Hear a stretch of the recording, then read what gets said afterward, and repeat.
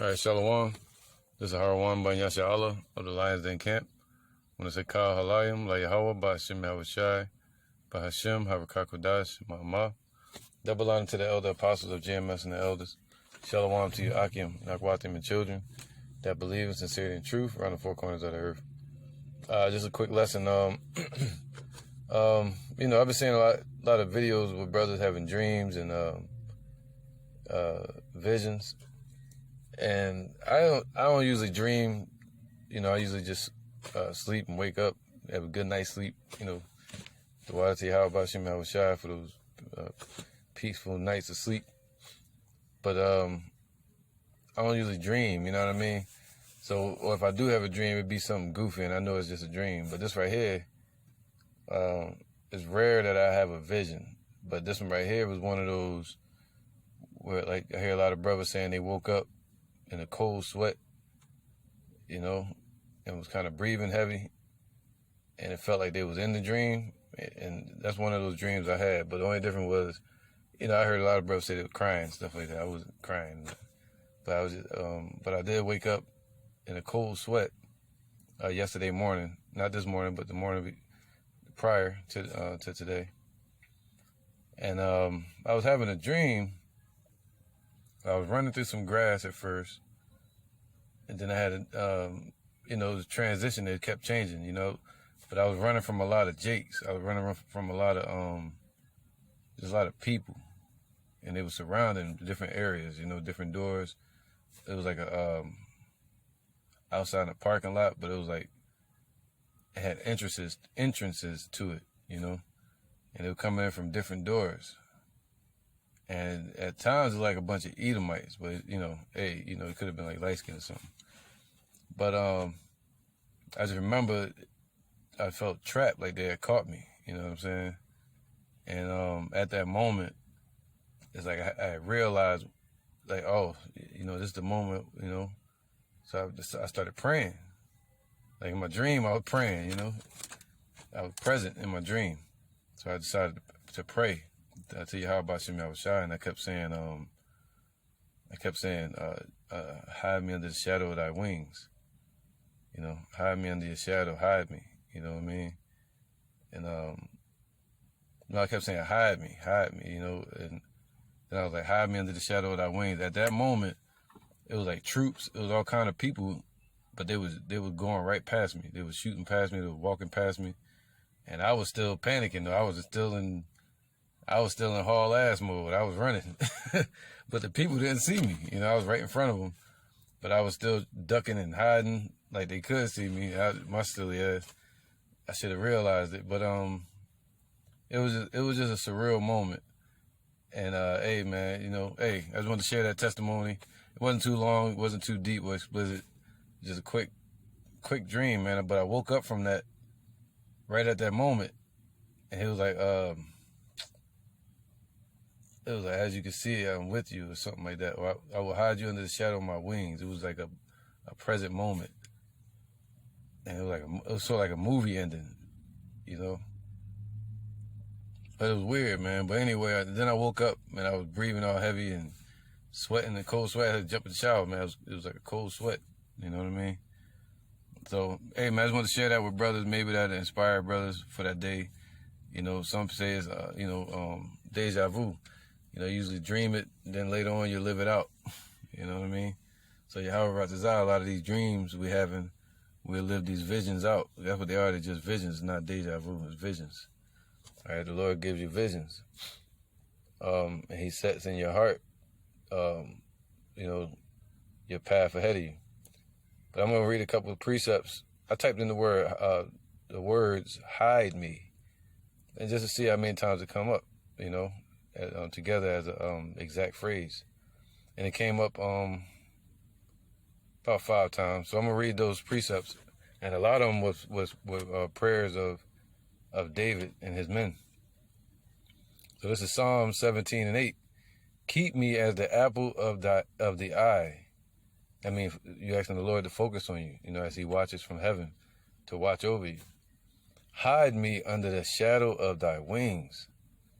All right, so hide us in that day as it says in Psalms 91, under the shadow of his chariots, under his covering. Shadow means what? Protection. All right, to cover you.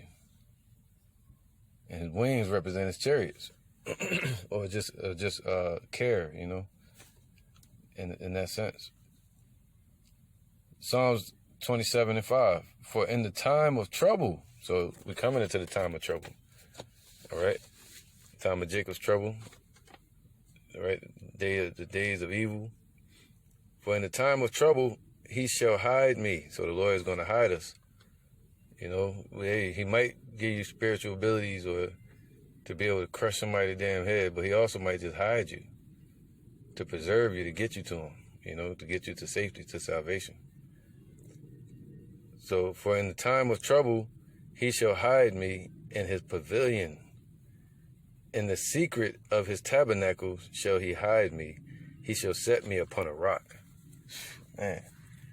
All right, so he's going to exalt you in that day and ultimately set you up in the chariots.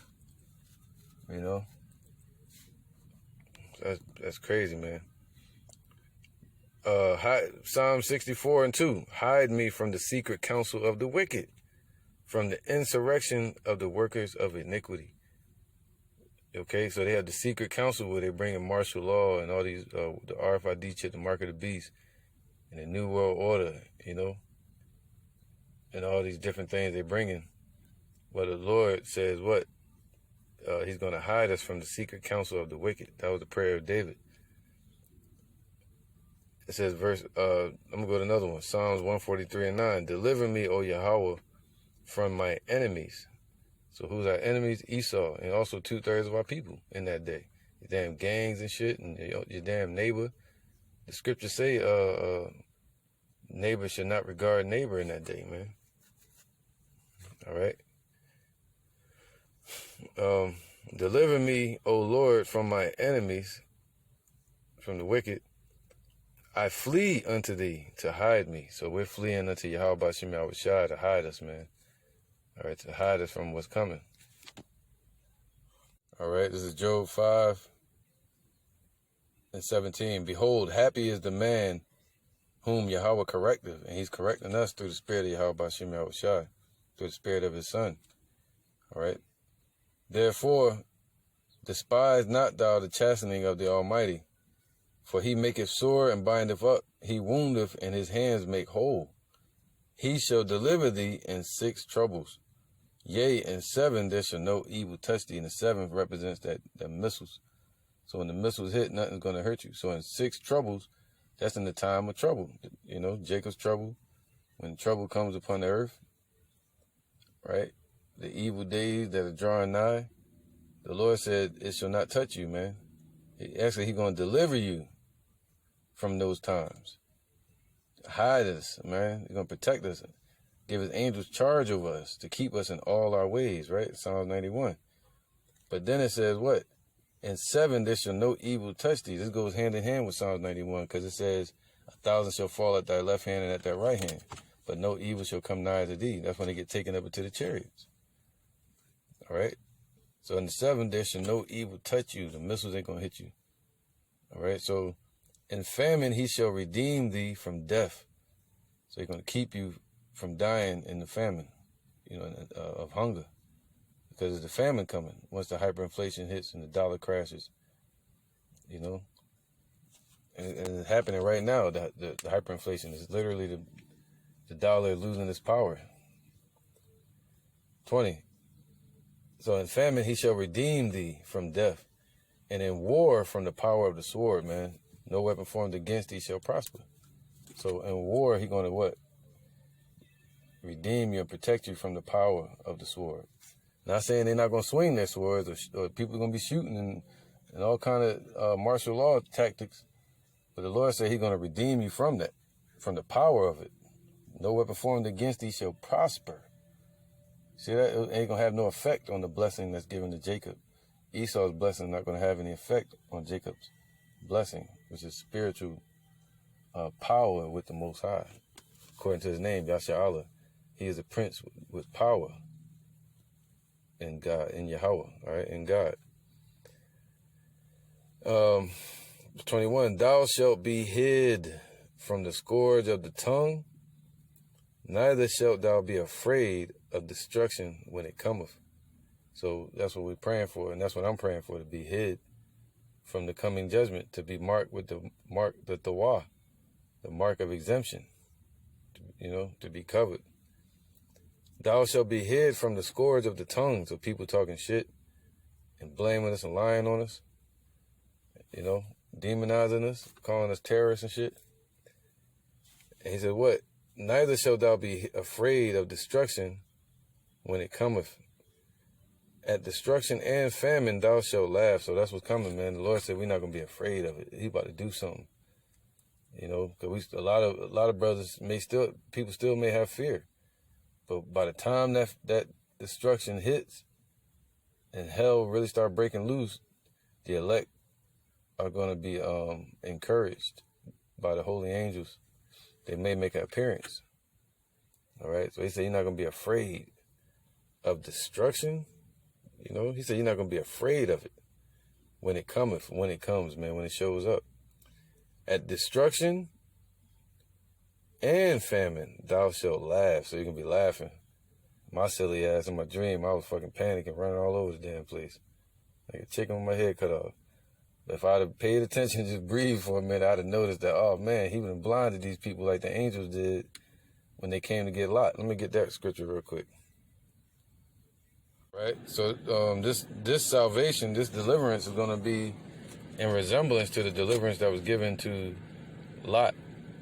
The salvation that was given to Lot when the Lord destroyed Sodom and Gomorrah. All right? This is Genesis 19:1. And there came two angels. So the Lord sent the two angels as the Lord was busy talking to Abraham. He sent the two angels off in the middle of his conversation, which was real smooth, right? Real tactical, like a general. And he sent the two angels off to go get Lot out of that city, out of Sodom. And it says, and Lot sat in the gate of Sodom, and Lot, seeing them, rose up to meet them, and he bowed himself with his face toward the ground. And he said, behold, my lords, turn in, I pray you, into your servant's house, and tarry all night, and wash your feet, and ye shall rise up early, and go on your ways. And they said, nay, but we will abide in the street all night. All right, so there's going to be angels out there in the streets, man. But before they lay down, the men of the city, even the men of Sodom, which a lot of those was a lot of Amorites and a lot of these damn Hamites, and a lot of those are our people as well, that were being wicked. A lot of them were our people that were being wicked. Because the Lord said he heard the cry of the people, man, the wickedness of the people. And it says, but before they lay down, the men of the city, even the men of Sodom, compassed the house round about, old and young, all the people from every quarter. And they called unto Lot and said unto him, where are the men, that the angels were men, which came into thee this night? Bring them out unto us that we may know them. So they wanted to do some what you would call sodomite acts with them, man, which is wicked. All right. And it says, and he pressed up against them greatly, and he turned in unto them, and they turned in unto him and entered into his house, and he made them a feast and did bake. Oh, Salaki. I didn't skip the part. Oh, let me go back down. Here you go. And they called unto Lot. Okay, verse 6. And Lot went out at the door unto them and shut the door after them, man. So he tried to defend them, Lot wanted to defend the angels. And said, I pray you, brethren, do not so wickedly. Behold, I have two daughters which have not known a man. So he was willing to give his daughters up for that, for those angels. A lot of people, I wouldn't do that, but he was willing to at that time. Let me, I pray you, bring them out unto you, and do ye to them as is good in your eyes. Nah, I went out fighting. Only unto these men do nothing, for therefore came they under the shadow of my roof. And they said, stand back. And they said again, this one fellow came in to sojourn, and he will needs be a judge. So that they started getting mad at Lot, saying, oh, he think he over us, tell us what to do. You know, like a heckler in the crowd. It says, now will we do worse with thee than with them. So they're about to try to rape Lot, man. Just like in America, man. You got to worry about that in that day, man. You got a lot of that running around here. You know? It says, now we will deal worse with thee than with them. And they pressed sore upon the man, even Lot, and came near to break the door. But so, you know, and that's sort of like when the people come in rushing as a flood, when, you know, our enemy or Esau, when they bring their troops in, you know, in the New World Order. All right. Or when destruction's at the door, which it is right now. The Lord gonna send his angels to do this. It says, and they smote the men that were at the door of the house with blindness, both small and great, so that they wearied themselves to find the door. All right. And that was sort of like my dream. All right. The Lord smote the people with some type of blindness, or like when Yahweh Shai was standing right in front of Mary Magdalene and he was looking like a gardener, they didn't know it was him. Or like when Philip was what's it called that, man? What's the damn word? Not transported, but teleported. They teleported Philip. And they teleported, who was that? Baruch, I think it was. All right, yeah, that was Habakkuk. You know, I had to double check. But yeah, man, so that was my dream, man. And I just wanted to share, I don't usually share dreams, you know. You get some people, they be kind of sounding far-fetched. But, hey, you know, the Lord said he's going to hide us from the destruction that's coming. We shall be hidden from all these people talking shit, the naysayers, you know.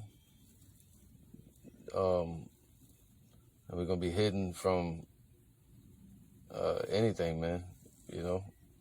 The Lord can even blind the people where they don't even see you. All right. Just like I was saying with Sisera, when he showed up with his 900 chariots of iron, and the Lord made a storm and rendered those 900 chariots useless. And the horses, they went crazy and they was stuck in the mud. And it was swamped by the damn storm. And his 900 chariots were useless, man. And he had to flee on foot. So the same thing with Esau. When they come in rushing as a flood, the Lord might even have to have the troops see you. He might even blind them. You never know what he can do, man. All right, he's going to give his angels charge over you to keep you in all your ways, man. So that means any ways. It might be a flood. It might be a shootout, people shooting at you. You might be hungry. It might be an animal. It might be fire. You know, whatever it is, in all your ways, the Lord said he's going to keep you, man, you and your family and your household. And that's what we got to have faith in, man. So with that, I'm going to say shalom.